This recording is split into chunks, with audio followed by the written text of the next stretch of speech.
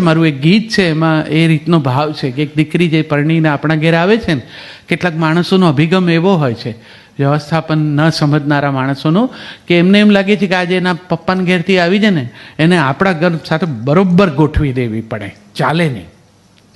મેં ગીતમાં એક કલ્પન એવું કર્યું છે કે તમે નર્સરીમાંથી છોડ લાવો છો ત્યારે એક સરસ પ્લાસ્ટિકની કોથળીની અંદર એ છોડ હોય છે માટી સાથે. એ તમારા ઘેર આવે એટલે તમે સરસ કુંડું, ઉત્તમ માટી, ખાતર, પાણી, પ્રકાશની સરસ વ્યવસ્થા એમાં પેલું પછી કાઢી નાખી પ્લાસ્ટિક અને સરસ રીતે વાવી દો છો, અને આજુબાજુથી માટી ગોઠવી દો છો, અને પછી એ છોડ ધીરે ધીરે કરતાં તમારા કુંડામાં ગોઠવાઈ જાય. પણ કેટલાકને એવું લાગે છે કે નર્સરીની અંદર એ ગમે તેમ પડ્યો હોય, એ લોકોને તો આટલા બધા છોડ હોય ને શું એની દરકાર હોય, ગમે એવી માટી વાપરી હોય. આપણા ઘરે બધું બેસ્ટમાં બેસ્ટ છે, એટલે આનું બધું લાવીને આમ સોય ઝટકી ચોખ્ખા કરી મૂળિયા અને પછી પોતાના કુંડામાં નાખે, અને પછી રોજ રાહ જોયા કરે કે આના પર કેમ ફૂલ ન આવ્યું. એમ ના આવે, એને એની માટી સાથે જ વાવવું પડે. એ એટલા માટે જરૂરી છે કે ક્યારાની માટી સાથે અનુસંધાન સાધે ત્યાં સુધી એ પોતાની સાથે લાવી છે ને એ માટીમાંથી પોષણ મેળવશે. આ કોઈ પણ મેનેજમેન્ટના માણસે સમજવાનું છે કે કોઈના પૂર્વ સંસ્કારો બધા જ સોય ઝાટકીને સાફ કરી નાખીને આપણા જ વાતાવરણને ટોટલી પહેલા જ દિવસથી એબ્સોર્બ કરી લે, એવું કરીશું તો જ બેસ્ટ રિઝલ્ટ મળશે, એવું થતું નથી. એની સાથે જ સ્વીકાર કરવો પડે. પછી તો તમારો ક્યારો છે જ, મેજોરિટી તમારી જ છે, એ માટીમાં ગોઠવાઈ જશે. પેલી માટી કેટલો વખત રહેવાની છે? પપ્પાના ઘરની સ્મૃતિ એનો આધાર છે. તમારા ઘરના નવા સ્મરણો એ બાંધે નહીં ત્યાં સુધી એને જેમાંથી ટકવાનું છે. બહુ અઘરું કામ છે. તમે કલ્પના તો કરો કે એક દીકરી પરણીને ઘરે સાસરે જાય, એ સવારના આંખ ખોલે પથારીમાંથી તો એના છતનો રંગ બદલાઈ ગયો હોય. એ એની જોડે કેવી રીતે ગોઠવાય? એના પપ્પાના ઘરની છતનો રંગ જુદો છે, અહીંયા જુદો છે, એની સાથે કેવી રીતે એનું મન મળે? એ ઊભી થઈને રસોડામાં ચા બનાવવા જાય, આમ હાથ કરે ને એનો હાથ ભોંઠો પડે. પપ્પાના ઘેર જ્યાં હાથ લાંબો કરે ત્યાં જ ચાનો ડબ્બો હોય, અહીંયા ના હોય. હવે એ જો પહેલા જ દિવસે પોતાના પપ્પાના ઘરના ડબ્બાઓ જે રીતે ગોઠવાયેલા એ રીતે અહીંયા ગોઠવવાનો ટ્રાય કરે તો એ પણ કાચી, કારણ કે તો એ સંઘર્ષની શરૂઆત છે. કારણ કે અહીંયા બાએ વર્ષોથી આ રીતે જ મૂક્યા છે. હવે એના હાથે ધીરે ધીરે ટેવાવાનું છે. બા હોશિયાર હોય તો એને ચોક્કસ એમ કહવું જોઈએ કે તમને જેમ ગમે એમ ગોઠવી દો ને, કારણ કે અમને અત્યાર સુધી આવી રીતે હતું પણ તમે ગોઠવ્યું જ સારું લાગે છે, આવી રીતે રાખો તો ચા વધારે સારી થતી હશે, તમે તમારે કરો. આ અનુકૂલન છે, આ જ વ્યવસ્થાપન છે. એકમેકની સાથે ગોઠવાવું. દીકરીઓ કરે છે શું, પેલું અથાણા બનાવવા બેસે ને અને આમ બા સામે બેઠા હોય ને પોતે અહીંયા સામે કેરી કપાતી હોય ને મસાલો ચાલતો હોય ને મમ્મીને ફોન ઠોકે, મેથીના કુરિયા કે રાઈના. અરે આ બીજી મમ્મી જે સામે બેઠી છે એને પૂછ ને, આ એના ઘરનું અથાણું છે, એ તને માર્ગદર્શન આપશે ને. હવે એ જ અથાણું આપણે રોજ ખાવાનું છે. તારી મમ્મી સરસ જ બનાવતી હશે, એમાં બે મત જ નહીં.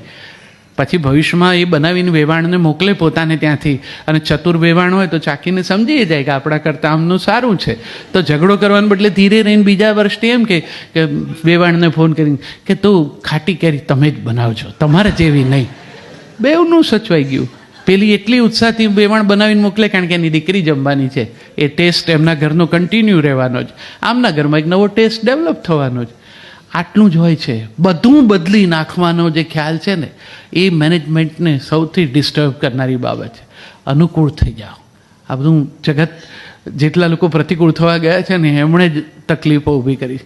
ઈશ્વરે ક્યાંય સીધી લીટી દોરી જ નથી. સીધી લીટી એ આપણે ડિઝાઇનરોની કલ્પના છે. પ્રકૃતિમાં ક્યાંય સીધી લીટી નથી. તમામ લીટીઓ આમામ જ છે. એ પાંદડાની ધાર હોય કે પહાડની કિનાર હોય, એ આમામ જ બની છે. ઈશ્વરે કોઈ દિવસ પુટપટ્ટી મૂકીને આમ લીટીઓ નથી કરી. આપણે કોણ એવા કે જે આ બધું જ સીધી લીટીમાં, આપણી ઈચ્છા પ્રમાણેની સીધી લીટીમાં એવી રીતે ના હોય. થોડુંક થોડુંક ગોઠવાઈએ, થોડું સમય સાથે ગોઠવાઈએ, બંને એકમેકને સમજવાનો પ્રયત્ન કરીએ. જીવનના પ્રસન્નતાના રહસ્યો એમાં જ છે. એમાં થોડુંક વાસણ ખખડે પણ ખરા. એટલી બધી સાયલન્ટ હોય તેમાં નહીં મજા આવે. બધા કમ્પોઝિશનમાં થોડા ઇન્સ્ટ્રુમેન્ટ બીજાએ વાગવા જોઈએ. કોર્ડ્સ હોય તો ડિસ્કોર્ડ બી વાગે તો જ કોર્ડનો કોઈ દિવસ મહિમા થશે. એટલે થોડુંક આમ તેમ થાય તો એમ થવા દેવાનું. પણ પછી જે ભીતર એક સમજદારી, લવ ઇઝ અન્ડરસ્ટેન્ડિંગ, પ્રેમ એટલે જ સમજાણ. અને વય વધે પછી લવ ઇઝ ટુ કેર, પછી કાળજી એ પ્રેમ છે. પહેલાં જે યાદ રાખીને મળવા જાઓ ને ફૂલ આપે, અને પછી હવે સવારના યાદ કરીને કે ડાયાબિટીસની ગોળી લઈ લીધી, એ પ્રેમ જ છે. હવે ફૂલ ના આપે, હવે એને ચિંતા એ છે કે ગોળી લઈ લે તો સારું, અને ભૂલી ગયા હશે તો પાછા તકલીફ કરશે. હવે ખરી શૈલી બદલાઈ જાય, થોડાક આકરા થઈને કે તમે ભૂલી જાઓ, દર વખતે પછી છોકરાઓને દોડાદોડી થાય ને આન તે એમ કે એ ચિંતા છે, પણ કાળજી મિશ્રિત ચિંતા છે, અને એ પ્રેમ છે. વ્યવસ્થાપન દરેક વખતે ચોપડીઓમાં જોઈ ના થાય. એ જીવતા જીવતા પોતે પોતાના ઘરની, પોતાના જીવનસાથીને સમજીને રીડિઝાઇન પ્રત્યેક ક્ષણે નિત્ય નૂતના એ કરવી જોઈએ. ચોપડીઓમાં જોઈને એ રેસીપી બુક હોય ને એમાંથી રંધાય નહીં. તમે સમજો, એ તમારી નવી પેઢી જાતનું બનાવે છે એ બરાબર છે. હવે તો એટલી બધી જાતનું બનાવે છે કે મને બહુ ઘણી વખત કુતૂહલ થાય. કેટલાક સંપન્ન પરિવારોના ભોજન સમારંભમાં આપણે જઈએ અને આ માટો મારીએ ને તો અડધું કોન્ટિનેન્ટ ફરાઈ જાય. એવા ટાઇટલ માર્યા હોય ને, એવા દેશોના નામ લખ્યા હોય, મેક્સિકન ને બર્મીઝ ને થાઈ ને, ઓહો. મેં એક મોટા સરખા મહારાજ હતા, એને પૂછ્યું હતું કે તમારા મહારાજ તમારા રસોઈ આટલું બધું ફરી આવે એ કંઈ? પણ કે કાંઈ નહીં સાહેબ, કપડવનથી આગળ કોઈ ગયું નથી. મેં કહ્યું તો પછી આ બધું કેવી રીતે બને? અરે મને કે આવ્યા છે એ ક્યાં ગયા છે?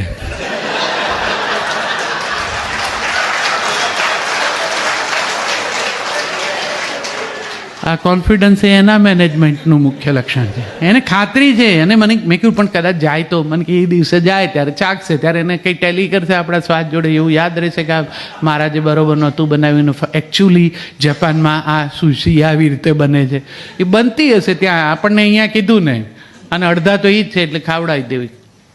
આ વિશ્વાસથી બધું ચોપડીમાં જોઈ ના થાય. કેટલીક વખત રાંધતા પવનને કારણે પાનું ફરી જાય ને તો આઈટમ બદલાઈ જાય. જિંદગીમાં પવનને કારણે પાના ફરી જાય ને તો માણસોના સ્વભાવ બદલાઈ જાય, ઓળખ બદલાઈ જાય. એના કરતાં સમજીને જે છે એની સાથે કેવી રીતે ગોઠવાવું. તમારું ભાગ્ય સરસ હોય તો સરસ મળે જીવનસાથી. વ્યક્તિત્વ જુદા જુદા હોય છે. તમે જેટલા જે જુદી જાતના બારણા હોય છે ને એવા માણસો હોય છે.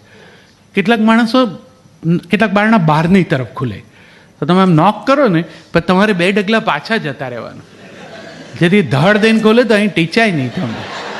કેટલાક એવા હોય બહાર ખુલતા માણસ હોય, એ એવા આમ ધમધમાટ બહાર આવે કે તમને મૂંઝવણમાં મૂકી દે, ઈજા પહોંચાડી દે. કેટલાક સ્લાઇડિંગ ડોર જેવા હોય, એ આડા જ ખસે ગમે એ કરો તો. કેટલાક અઘરા હોય છે જેને શટરની જેમ લટકીને નીચે ઉતારવા પડે. કેટલાક અંદર તરફ ખુલતા હોય છે.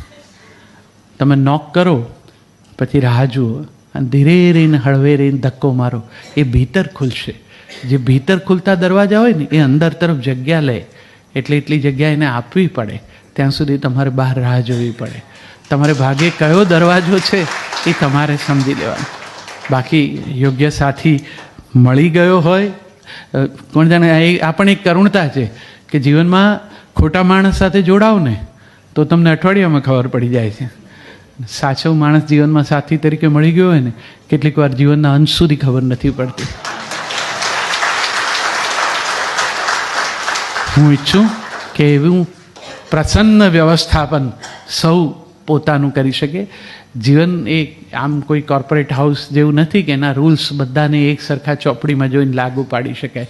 તો બધા આઈઆઈએમમાંથી ભણીને બહાર પડીને પોતપોતાના ક્ષેત્રમાં સફળ થઈ જાય છે, એમ થઈ જતા હોય. દાંપત્યોમાં ત્યાંના અધ્યાપકો પણ ગોથા ખાય છે. એટલે જ એવું નથી કે એ આવડી ગયું હોય એટલે આ આવડી જાય.